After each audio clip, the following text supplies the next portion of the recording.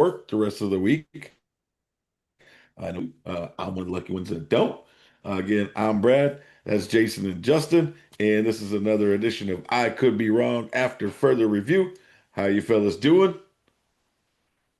Good. Doing pretty good. How about you? I'm hanging in there. I'm I'm not under the weather, and I don't have to keep my leg elevated like Jason, so I can't complain. And the Celtics beat the Detroit Pistons tonight, which we will talk about later on and kiss my glass. So ended that 13 game winning streak. Anyways, let's keep it moving. Let's talk about some football. Let us be the first to say Happy Thanksgiving to you, and let's talk about some football that happened before Thanksgiving before we talk about football that's going to happen on Thanksgiving. So, as usual, let's open it up with our takeaways from last week's games. Let's go ahead and start with Justin on this one. What are some of your biggest takeaways from the Week 12 action? Well, one big one was the Eagles are a beatable team now, and they lost to an inferior team, I believe. Um, they blew a golden opportunity. They were up big early, and they just let the Cowboys claw their way back in it, and man, I don't. AJ Brown was having a hell of a game, and then all of a sudden, you know, they just quit looking his way, and I don't know. Saquon couldn't really get going. Um, but man, on the other side of the ball, I said George Pickens was like a bust candidate in this game, and I was wrong about that. He Yeah. had a hell of a game. He just keeps proving week after week that he's going to get a big contract somewhere. Oh yeah. Um, the Another thing that stands out is the Chiefs. They got their run game going and they won. And I think that when we talked on Saturday, I said the Chiefs just need to get the run. Every series that they had Kareem Hunt get going, they got points on the board.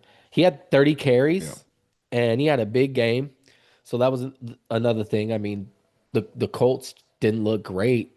They didn't look like the Yeah. team that was dominating early season. They only put up 20 points when they're averaging 32. So kudos to the Chiefs defense. And then I guess one last thing that really stood out to me, and I'm gonna go with my fandom here, was that despite injuries, despite a young defense, despite their starting quarterback not playing their greatest game, the 49ers are still capable of winning, even against playoff caliber teams like Carolina. That defense, man, that Robert Saleh had them fired up, ready to go, and they just bailed out Brock so many times, and that was a good win for them. That was a good win. A lot of other good games. I'm sure you guys will talk about them. But those are three games and three things. Some of my takeaways. All right. I like it. Jason, what are some of your takeaways? Some of the same, except for a little reverse. I noticed that the Colts, they are not the same Colts we've seen at the beginning of the season. Not at all. They kind of got diminished, and maybe, their trade didn't work out so well for them either. It doesn't seem like. They lost. Basically, long story short, and they lost to a Chiefs team, which may or may not be on the rise. I still don't believe in them yet. But it's Patrick Mahomes, so he can do anything. Anything can happen there. Now, one of my biggest things too that I took away from the season is, man, the Rams from this week. The Rams are the real deal. Oh yeah. Just incredible. I mean, they've been good all season, but man, this was intense. And see Matthew Stafford, what does he have? Two interceptions on the whole season. I mean, that guy's got to be the MVP candidate by now, or his receivers are. Puka, someone in there in that Rams got to be MVP candidates. They're really killing it with Puka Nacua and Devontae Adams. I mean, that is just an amazing duo of wide receivers that he's got to throw to. Just incredible. And then, gosh, well, I'm gonna say it again. My Raiders suck. I took that away. They just suck. They just really suck. And it's unfortunate because I don't think it just lies where we fired Chip Kelly. That's not our only problem. It was a good fire. Don't get me wrong, but that's not our only problem that we have. and it was you can see that the whole game. We got problems all across that whole roster. And effort is a huge problem there too. Yeah, But I that's think that's a big thing for the Raiders is effort, which is what you usually don't question about Pete Carroll teams. But I think it's starting to be questions. I think you can see the frustration, especially with the stars like Max Crosby. He's clearly frustrated that they are not even competitive. Um, I like a lot of your guys' takeaways. I think there were some blown opportunities this week. I think, like Justin said, Philadelphia blew a big opportunity to stay in number one spot in the NFC. Um, they gave Dallas some hope. I, I don't think Dallas will catch them, but they gave Dallas some hope. I think Indy, I talked about it on, I think Saturday or maybe last week, Wednesday. Indy missed a golden opportunity to take out a threat before the playoffs even started. They had a chance to really put Kansas City behind the eight ball, and they blew it. But at the same time, you got to give Kansas City kudos. Rudy Tomjanovich said it a long time ago. He's the coach for the Houston Rockets. After they won their second championship, I believe they were the sixth seed going into the championship. Anyways, what he said was never underestimate the heart of a champion. And that's what we saw with Kansas City against Indianapolis. Their backs were against the wall. They were down by 11 points with like 9 minutes left in the game, and they found a way to come back and win. Patrick Mahomes did what he typically does.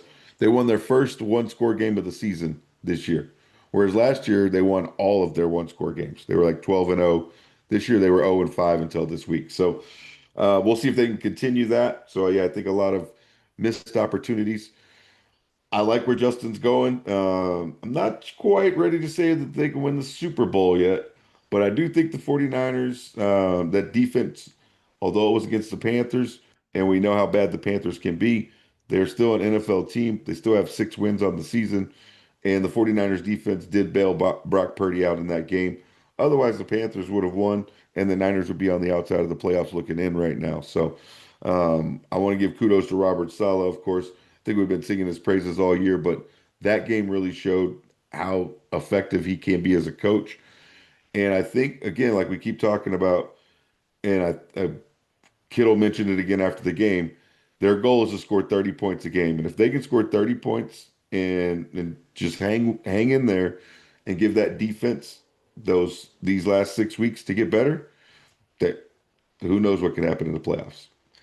Um, We'll talk about the Colts a little bit more in just a second. Let's talk about one game specifically, the Cleveland Browns game.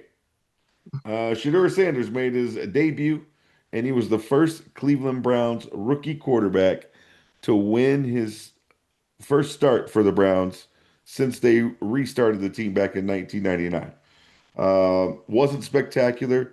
He went 11 for 20, 206, one touchdown, which really was just kind of a screen pass where the guy just took off long run after catch and then one interception. So let's start with Jason. What are some of the things that you saw from Shadeur's debut, and how do you think it went? I think it went well for him. I mean, obviously it could have went better, but at the end of the day, I think he showed what people doubted is that he does have an arm. He wasn't really known for having his arm, but man, to throw 40 something yards on the run like that, that was intense. I mean, that was a great throw. So Yeah. I think he definitely has an arm for the NFL. I think he showed that. I think he shows he obviously needs some work, but he has some huge, huge potential. I think the ceiling is very high for him. Yeah. I think everyone knew he was accurate. I don't know. I mean, that was the thing about him coming out of college. His accuracy was really his strong point. Um, okay. All right. Justin, what are some of the things that you saw? I mean, I think he's got potential. I think you've seen flashes. He was a yard away from actually having two touchdown passes. Yeah. If you remember, he got a deep ball, and the receiver was down at the 1 yard line. Um, so let's be honest here. He didn't go against the best defense. All right. So that does take into True. account of it. And he's going to be going against a better defense this coming up week because he's already been announced a starter. and I'm sure we'll be talking about that. Um, but I don't know. I had mixed reviews. I mean, he tried to fit in some tight spots. I like the aggressiveness, taking the downfield shots. He definitely was more aggressive than Dylan Gabriel. I would say this. I think he gives them a better chance to win than Dylan Gabriel does. And that's what you want out of your quarterback room or your starting quarterback. Um, Huge potential, Jason. I don't know about that yet. I mean, we got to watch, you know, we got We'll to watch see. a little bit more. We'll see. But I think he's got some potential and he gives the team a better chance to win. I think his comfortableness is what kind of shows me that he's got a lot of potential to be an Yeah. NFL quarterback, pretty huge potential because he didn't seem shaken by anything. He just Yeah. was he stayed comfortable the whole time. And to me, he looked like a pro out there, even not a very good pro, but he looked like a pro out there. Yeah, oh, yeah. Eh, his first start. I Yeah, think the first start. I biggest, mean, I think one of the biggest takeaways for me was it just seemed like the entire team, specifically the offense, they seemed to play with a little more energy, right? He was only 55% on his passes, but you didn't see the guys hanging their head like earlier in the season, things like that. I think that they played with a little more energy. They were all excited for him, except for the head coach, it seemed after the game, where he just was like, "Yeah, you made your first start, you won, great, good job," and moved on. But hey, we'll see. I agree. I think they're going to play a tougher defense this week. At the same time, 49ers playing a tough defense, and hopefully Brock doesn't give Shador some short fields to play with. What was interesting to me about it, and then we'll move on, is the Wildcat when they got down there and not giving him a chance to try and throw some touchdowns or maybe use his legs to get into the end zone. That was interesting to me. So I wonder if that's going to be their strategy moving forward, or if hmm. it was just because it was his first start. Was like, did they only have enough time to install so much, and they were like, "Hey, we're going to run with this for right now." That's interesting. It was just interesting to me because yeah, I thought he was. I was going to get some in fantasy because Justin had him on his team, and I thought for sure once they got down there a couple times, I was like, "Oh man, I'm toast." I know. But worked out for me. So, Yeah, worked out. all right, let's talk about a team that we talked about just a little bit ago in our opening with our takeaways. Let's talk about what does this say? For the first time really playing he with the ones he balled out. That's what David said. David says that Shador balled out. Well, David, we invite you to jump on next week and not be in the chat, but be on the screen and you can join us. Um, Ooh. but I think Shador had a good game. It was solid. For a rookie making his first start, you can't ask for anything more than getting a W, and that's what he did. So. He did. Uh, let's talk about the Colts, the team that did not get the W. They had it in the bag and then they fumbled it, literally. So Yeah. let's talk about that game right there. Or let's talk about that team. The Colts' schedule is really tough to finish up the season. Okay, they have this week they have Houston, then they play Jacksonville, then they play Seattle, then they play Jacksonville, and then they play Houston. All of those teams have a winning record and are either in the playoffs or are right out of the playoffs where Houston is just one game out. So after having such a phenomenal start, we've kind of seen some cracks in the armor with Danny Dimes kind of showing his face again. We'll start with Justin.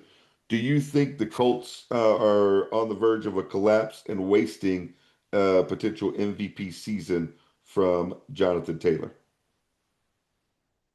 I wouldn't say they're on the verge of a collapse. Um, I think they're probably going to lose a couple of games down the stretch, but I don't know about a collapse. Um, you know, the playoffs is going to determine whether or not the season was wasted for JT. I think they're going to make the playoffs still. Um, but what happens in the playoffs, I think will determine, whether or not it was a wasted season for what he did, more than anything. But yeah, you know, Okay. they have some tough games, but Jacksonville's not great. They've been up and down this year. They have injuries on offense. I mean, they're battling a lot of injuries to key players. Houston's not great. I mean, they have a great defense, but their offense isn't great. Um, in their division games. So they have 4 games left against division opponents. I could see them splitting in those and winning a couple other games along the way. They'll Okay. still make the playoffs, and I don't think it'll be a wasted season unless they just don't make the AFC Championship game or the Super Bowl. That'd be kind of like where I'd call it for the Colts because I don't even think anyone expected them to make it to no AFC Championship game. That's for sure. Okay. Yeah, to start the season, definitely not. All Yeah. right. All right. So Justin says no. He says that they're going to hang on and make the playoffs. Jay, what do you Mhm. think? Honestly, I think at this point, they'll be lucky if they catch a wild card. I think they are kind of on a decline. I believe they have two tough Texan games. Davis Mills is playing well. That offense looks a lot better under him than it has all season long lately. And then, of course, the Texans defense is no joke. Then the Jaguars, they are kind of hit or miss. They'll probably split those two games, one apiece. And they're not winning any other games than that. So I think they're really on Okay. their decline, and they possibly miss the playoffs or slide into the wild card position. And it does end up being a waste of a season for MVP season for JT. All right. All right. So we got 1-1. All right. Well, I'm gonna break the tie. Yeah, I'm gonna go with the Colts don't make it. The Colts fall apart down the stretch. I agree. Houston is not a great team, but that defense is really great.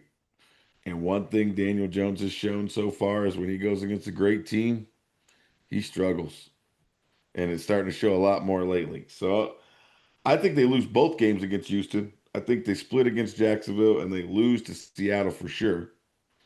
And I think that I don't know whether Jacksonville or Houston ends up winning the South, but I don't think that Indy makes it. I think that they fall out. The last game of the season is the determining factor.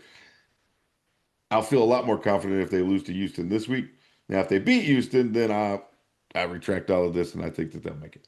But yeah, I think Houston sweeps them, and Houston and Jacksonville battle it out for the division crown. And at the end of the year, JT is like, what the hell?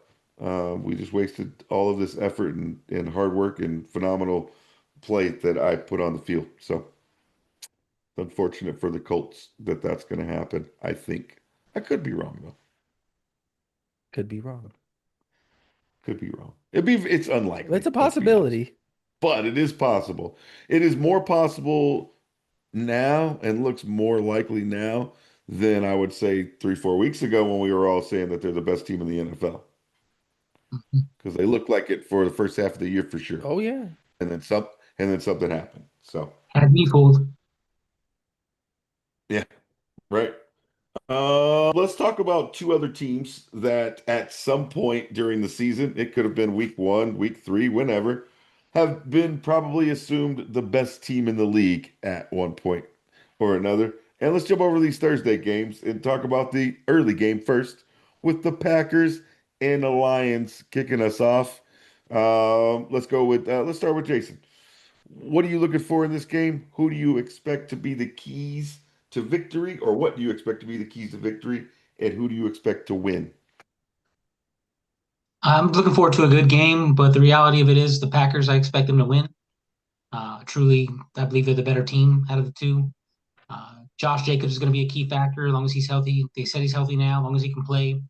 I definitely see them winning that game. Christian Watson's probably definitely going to get a touchdown too. He's been playing really well since he's been back. That offense is looking better. And even when Josh Jacobs wasn't in, they had a running back that was suitable. So I definitely believe that the Packers will be the team with the winning outcome. All right. All right. So we got Jason picking the Packers. Justin, who you going with? I'm gonna pick the Lions. I'm gonna pick the Lions in this one. You knew it, huh? Okay. Yeah. Yeah, I mean, I just think they have a higher powered offense than the Packers do. And when you compare defenses, Packers have a good defenses or have a good defense, I should say, but I just think the Lions are going to be too much for them. They got a lot of offensive star power, Mon Ra, Gibbs, even behind Gibbs, you got Montgomery, you got Jamo, Goff, you know. Yeah, I mean, Jacobs is great, don't get me wrong, but outside of that, I mean, to me, I don't think Jordan Love's great. He's a good quarterback, but he's not great. And who's he throwing the ball to, you know? So they are going to have to rely on their defense heavily, probably to stop the Lions offense.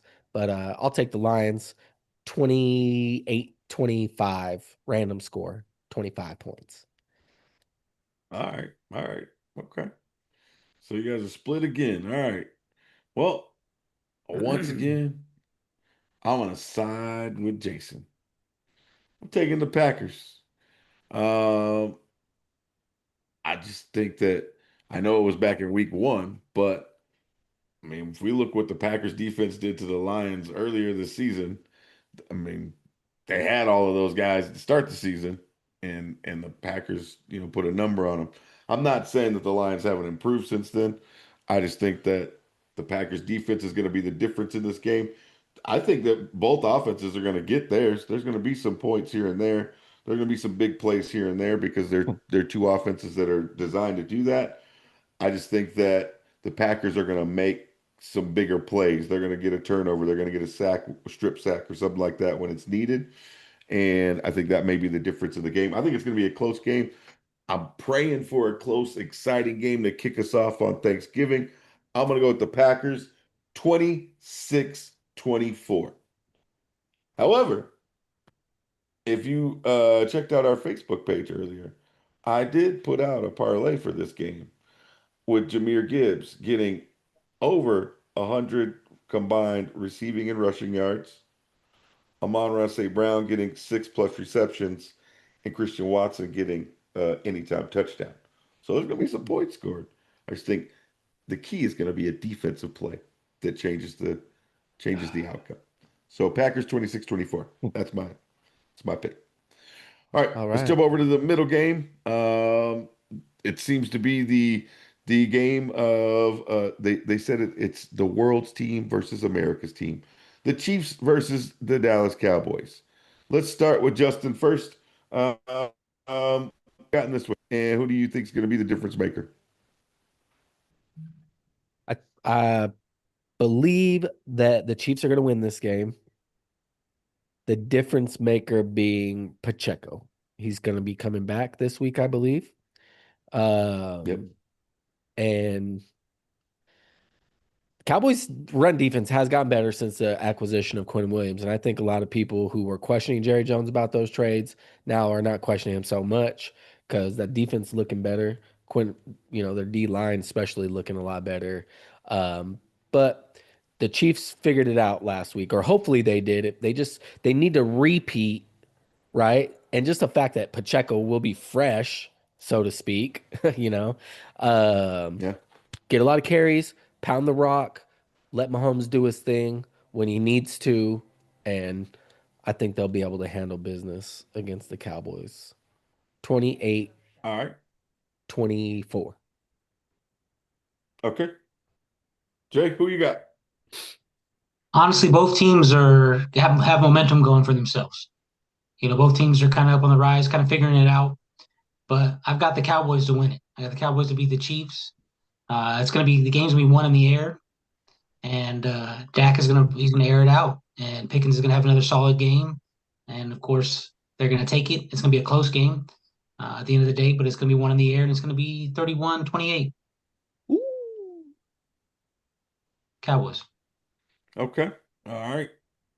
Oh man, must be something wrong with me. Maybe I'm the one sick. I keep agreeing with Jason. Um, I don't. I can't believe I'm going to say this, but I'm going to say that the Chiefs are going to lose this game. You thought I was going to say the other thing, but I'm not going to say that because I can't say Two it. weeks in a row, The bro. Chiefs. I'm starting to The question Chiefs are you. going to. Hey, but I've been right. I've been right. All That's right, all all I'm right. saying. Give you that. Okay, the Chiefs are going to lose this game, and the only reason I'm going to say it is honestly, I think that the Cowboys are riding emotion right now. And emotion plays a big part in the NFL. Um, I know you might think it sounds silly, but I'm telling you right now, it plays a big part. I think that they got the offense that can compete with Kansas City. Kansas City's defense is good, but I think Dallas will be able to move the ball. I think they'll be able to score some points. I think Kansas City's going to have to throw the ball to keep up with Dallas. Sure, they're going to love to run the ball, but I think that they're going to have to throw the ball to keep up. So I think this is going to be about the ball going in the air, like Jason said. So give me Dallas in another close game because we want close games. 28-27 Ooh, Cowboys. Pickens mosses somebody to win the game. let's do it. I'll take that. I got Pickens in fantasy, so let's go. Yep, there we go. Uh, that's funny. All right, let's jump over to the nightcap for Thursday. The Bengals and the Ravens. We got, believe it or not, first place Ravens and the Bengals, who are not mathematically eliminated from either the playoffs or winning their division, because that's how bad the North has been so far this year. Joe Burrow is supposed to be back. Obviously, Jamar Chase will be back from his 1 game suspension after his incident, which is another takeaway really quick. Brotherhood, my ass. You got guys spitting on each other. You got guys punching each other in the nuts. What the fuck is going on with the NFL today, man? Anyways, back to this game. Let's go with Jason first. Who you got winning this one, and what do you think the keys to the game may be? I see another close one. I got the Ravens pulling it off though in the end. I believe they're going to spoil Joe Burrow's return. Lamar Jackson's going to put up more passing yards than he's put up all season, and a comeback victory. It's going to be Okay. 24-21. Ooh. All right. All right. So Jason has the Ravens 24-21. He says Lamar's going to have his most passing yards of the season. Justin, what do you think is going to happen? Well, I'm going to take the Ravens, but I'm going to go for the opposite reason. I think King Henry's going to have another big game. He had his best game of the year last week, one of his best games of the year after a few weeks in a row where he, was averaging less than 4 yards a carry, just not really having much of an impact in the game. And so I'm going to go with the Ravens. I'm going to go with King Henry over 100 yards on 20 plus carries, probably a touchdown. And Ravens win 30-21. Big win. All right. Ravens 30-21. Okay. So you're both on the Ravens. Not so fast, my friend. I know the Ravens are streaking right now, and everything says the Ravens should win this game. Joe Burrow hasn't played since week 2 or whenever it is. Ravens defense is looking better. King Henry should feast in this game. Everything says that Baltimore should win this game. And that's why I'm picking the Bengals. I think Joe Burrow comes out. He's itching to come out and show everybody, look, this is why I came back to play. You keep questioning why I came back to play. This is why. Because I'm a bad some bitch. And Smoking Joe's going to go out there and beat the Ravens. He's going to hit Jamar Chase for at least 2 tutties. I called it earlier. If you go to our Facebook page, you'll see it. 2 tutties from Joe Burrow. Bengals beat the Ravens 27-24 in the nightcap Oh, on Thursday. all right. And hopefully it's close. Otherwise, we're all going to pass out from our fucking turkey comas if we're not already asleep from the Cowboys game. All right. Last game, and then we'll see if we got any closing topics, and we'll get out of here, fellas. Friday, the NFL has blessed us with some Black Friday football. We got the Bears, first place Bears, versus the first place Eagles. Surprising first place Bears, by the way. So let's start with Justin on this one. What do you expect in this game? Who comes out on top, and why? I'm gonna take the Bears. I think the Bears passed their first real big test. Their defense has been playing well. The Eagles coming off a just a bad loss, and who knows? Maybe they go on a little losing streak here. The Bears take over first place in the NFC. Their offense has been playing well. Caleb Williams has been playing out of his mind. Last week he had an excellent game. Um, so give me the Bears in this one. Give me the Bears in this one. 27-24. All right. Bears 27-24. Justin says, Jason, who you got? This is a tough one for me because I got both quarterbacks. I got both quarterbacks on my fantasy team. So who do I start first of all? Oh, Right, dang. Caleb Williams or Jalen Hurts. Uh, But I believe that, unfortunately, the Eagles are going to lose this game. The Bears are going to win it. They've been finding ways to win, just like the Eagles were all season. The Bears somehow have been finding ways to win. They're going to find a way to win this game behind Caleb Williams and Rome Odunze. Between the two of them, they're going to find a way to win this game. Uh, the Eagles, let's just face it, they're getting exposed. Kevin Patullo is a joke. Their offensive coordinator is trash, and it's it's easy to see. And the Bears defense they're gonna see that and reap the rewards of it.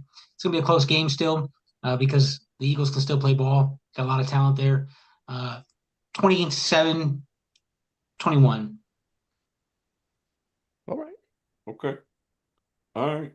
So you're both on the Bears. All right, I'm gonna jump on that train too. I'm taking the Bears as well. I'm gonna go a little closer than Jason. I'm gonna go 23-20. I think that Odunze and DJ Moore have an opportunity to have maybe not big days, but I think one of them could probably get off. If not, both of them have pretty solid days. I think that Chicago's defense, although Jalen Hurts he's very risk averse. Chicago's defense creates a lot of turnovers. They actually have 16 interceptions on the season. So if there's any team that can maybe pick them off, it might be the Bears. So yeah, I'm going to take the Bears to win this one in a close one. I think that, like Justin said, like you both said, Caleb's been playing really well. They got a lot of momentum. I think they're a year ahead of schedule. I think they're better than what everybody expected them to be at this point. And I think that Ben Johnson gets a little creative on Thanksgiving. All those years, in Detroit, playing on Thanksgiving, having a little fun with it. And I mean, even though it's the day after Thanksgiving, whatever. He's gonna have some fun with it, and I think the Bears win the game. So May I that's elaborate what we got. a little bit on that for a Uh, second that I forgot to Go mention? for it. If the Eagles play Cooper DeJean at cornerback instead of slot cornerback, if they play him on the side, they're definitely going to air it out. They're definitely going to get a lot of yards on him. That kid gave up 156 yards, I believe, in passing to the Cowboys. Six receptions, Higgins ate him up all day. ate him up, and so Oh I yeah, see ate him up for like 40 something yards too in a play. So Cooper DeJean is he's a slot guy, and if they put him back in slot, then we'll see that close game we're talking about. But yeah. So Like it. should be fun. Hopefully, we see a bunch of close games over Thursday and Friday, and some exciting football and all that good stuff. So, and for the record, Bears, you're screwed because we all picked you. So, if you are paying attention at all and have watched anything that we've put on the air or over the internet, I mean, then you know to go bet on the Eagles right now. Uh, Oh, for real. all right, all right, fellas. Uh, This is the part where I ask if you have anything else that you'd like, any other topics that you'd like to bring up. I was already told ahead of time that someone does have one. So before we get to him, Jason, you got anything that you'd want to go over that I missed? I just have a question for the both of you being Yeah. 49er loyal fans. Is Mac Jones the better quarterback for that team than Brock Purdy? no. No. Why It not? Look, He's more for athletic. He can make all the same plays already. He processes faster. I mean, he's just a better fit for Kyle Shanahan's offense. Mac Jones is great in Shanahan's offense, but the athleticism it makes a difference. Trust me. The agility makes a difference. So it, I'm sticking with Brock. And because we just paid him Here, 53 mil. yeah. I I will say this. The athleticism is the difference maker. Um, and at the same time, I'll also say he looked like shit in the first half against Carolina. At the same time, the dude missed 8 games. Like, can we give him a chance to knock the rust off a little bit, right? Um, we'll see. We'll see. Here's the good news of being a 49ers fan. We know that if it comes down to it and Brock Purdy has it down, we can trust the guy that they're going to bring in, which is something that I want to say 25, possibly more teams can't fucking say. There's some teams that can't even say that about their starter. You're wearing the emblem of one of them. I am. So, what the Raiders wouldn't give for Mac Jones right now or Brock Oh Purdy, man, either one. Raiders fans would be rejoicing everywhere right now if they had Mac Jones. Absolutely. Something Or crazy about Brock being a Purdy, Raiders either fan. We one. passed on two golden things in the offseason. We passed on Ben Johnson, could have been our head coach, and then he passed on us. And then we passed on Sam Darnold. Yeah. Well, you know, It's crazy. shit, might as well be a Vikings fan. Raiders Anyways. doing Raiders things. Boom. Damn, this I stuck that one in there. All right, Justin, Yeah, that was a yeah. good question, Jay, by the way. That was a good Oh, question. it was. I And liked it. and I'll be honest, I'll be very honest. I was texting Justin after the second interception, just sit his ass down. Just sit his ass down. Time to pull him. So yeah, I was ready to have him sit down and say, hey, look, you need to get your head right while we go out and win this football game. That was a game we couldn't afford to lose. Thankfully, it was against the Panthers and not against the team that we're going to play Sunday, which is the Cleveland Browns, because they'll turn those into pick sixes. They won't just be Mhm. interceptions. So we can't afford that shit. So, anyways, great question. But for now, no, Mac Jones is not a better quarterback than Brock Purdy for this team. No. Jason trying to stir the pot, motherfucker. All right. All right, Justin, what do you got for us? Yeah. So all year long, and I know the reason why. I'm calling this segment Wake Up Hits. Don't worry, this is just Vicks, folks. But I don't know if you guys have noticed throughout the season, but I have players on camera cracking those smelling salts and sniffing them like crazy this year. And the especially George Kittle, I noticed this in the Monday night game. And what made me think of it is I had to get my Vicks. And I was like, dang, man, Yeah, it's so funny. I feel like the NFL players, like, hitting a smelling salt right now and then getting a jolt, yeah, and I just found it funny. But the reason why we're seeing it on TV more and the players doing it is because obviously the NFL banned teams from administering it to players because of FDA stuff that came out. And yeah, I just find it funny. So I wanted to get your guys' opinion on it and what you think, because I know a lot of people think that one, there's an influence factor, how it could influence young people. And two is that with the smelling salts, that it could basically mask injury, and that's another reason why the NFL like banned teams from giving it, but players are doing it. So what do you guys think about it? I mean, I see it all the time. At least this year, I've never seen it before as much. It's just wild. People just CMC a few times throughout the yeah, game. It was just wild. You see it every week now. yeah. Jay, you want to go first? I do think I do see it as much as you say it's happening. I definitely see it. I think yeah, you're right. The cameras are focusing on the players doing it because the NFL can't, the teams can't administer it to them, so they're kind of focusing on the players. Hey, look, they're doing it, but it's not the team giving it to them. Right. Kind of exposure.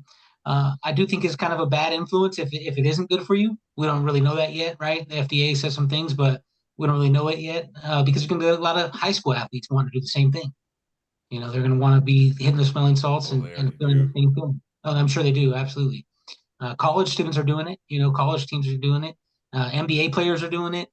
There's I mean, pretty much all over sports, they're hitting the smelling salts. And so yeah, the influence is not the greatest. But I'm not against it per se. I guess it's better that than, the Dallas Cowboys in the 90s. Ha! Very true. Too funny. Um, you know, I number one, I agree with both of you. Obviously, the reason why you see it more is because the NFL said, "Hey, don't give that to your players." So now, when the camera catches somebody doing it, they're like, "Hey, look at this guy. He's, you know." I think it's for NFL players. I think, hey, they know what they're signing up for, right? And Right. that's part of the They're gig, adults. right? They're adults. They're making that decision. They're competing with other guys that are doing the same thing, and it's not against the rules. So why wouldn't you? If it's going to give you any slight advantage, why would you let your opponent do it and you not do it if it's legal, right? If it was illegal, obviously that's a different story. So it's not like steroids or something like that. I agree that it could be a bad influence, but at the same time, that's where a parent needs to be a parent, and that. I know that athletes and celebrities and social media people, they influence kids way more than parents a lot of times. But at the same time, if your kid's playing football, because that should be the only reason, like I would think that a kid would want to use smelling salt. I would imagine that you're going to be around and be there to say, "Hey, is this a smart thing to do or not?" So that comes down to the to a parent being a parent and deciding whether it's the right thing. I think obviously it's going to influence anything because you've seen it on TV. Kids forever have idolized football players and athletes, so they see them doing it. I mean, I'll be honest, when I was younger, when they interviewed Mark McGuire, this was before steroids became illegal and they banned basically everything. They interviewed him and they asked him what were some of the supplements that he was in the locker. That was one of like everybody went out and started looking for that stuff at GNC and all that right afterwards. I was one of the people who was like, "Oh shit, that's gonna make me stronger. Let me go check it out." So it can influence people, but at the same time, it's where your parents got to come in and be like, "Hey, nah, little Johnny, you don't need that shit. You need a wake up call. Just kick you in your ass." That's what you would do for your kid. Just kidding. Too funny. But yeah, No, I just I found it do really think funny. I do think it is funny the way they catch them too. Some of them try and act all sneaky while they're doing it. It's Uh-huh. like, bro, it's not illegal. Your team just can't give it to you. So it's funny. All right, that's all I got. You guys got anything else other than No, that? that's it. All right, cool. We will get out of here, fellas. I appreciate you getting with me the night before Thanksgiving. I know both of you are under the weather, so I won't waste any more of your time. I will leave everyone with this. First of all, thank you for watching. Please don't forget to like, share, subscribe, leave a comment. And as always, don't forget division is a math problem. It should never be a people problem. And please be kind. It is free, even if you are talking to Cowboys fans. Peace.